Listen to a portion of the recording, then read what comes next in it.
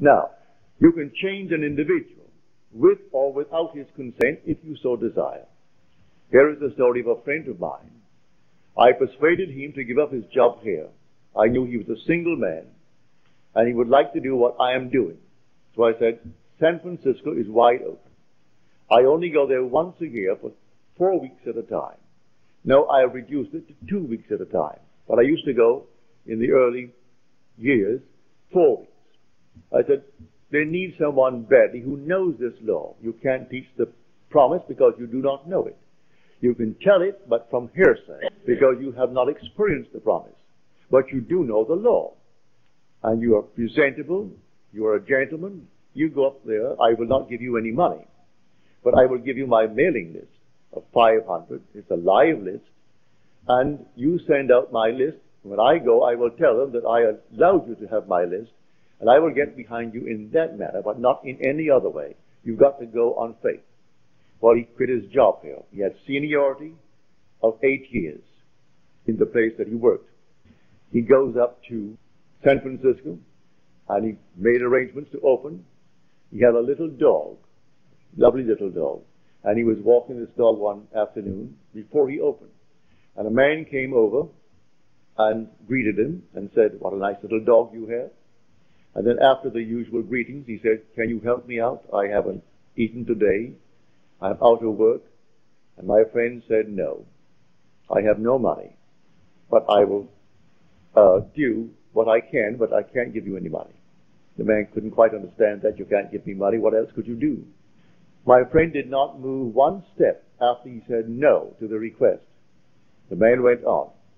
He remained there until he imagined that man in his presence gainfully employed, happy in the job, and standing on his own feet.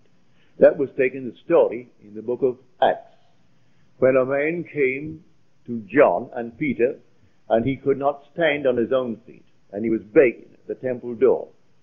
And Peter said, gold and silver have I not for thee, but such as I have give I unto you. Rise and walk. And he rose and walked. It doesn't mean a cripple jumped up and walked. That's an entire different structure that I do know is possible when you wear the garment of God. You couldn't come into the presence of anyone as a cripple. The minute you came by, he ceases to be a cripple. If he has no feet, feet come and fill the sockets.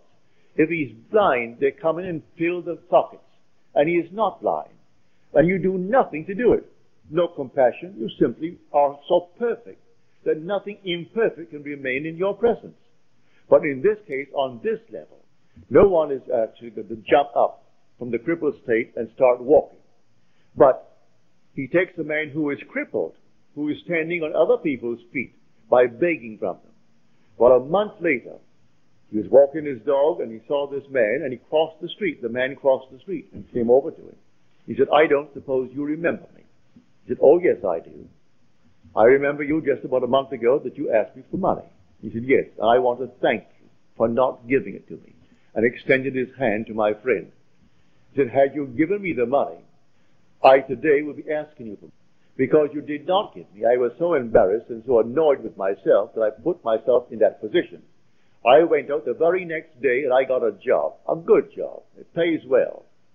And it has promise of growth. And I'm very happy in the job. So again, let me thank you for not giving me the money. He put the man on his own feet by representing him to himself as one gainfully employed. That's what I'm talking about when I tell you the all states. He took him out of one state and put him in another state. The man who is in the new state is the same man. You are an immortal being. You are changing only when you fall into a state. And others who knew you well in one state think, what has happened to him? You either go up or you go down. If they see a radical change, and they wonder, what has happened to him?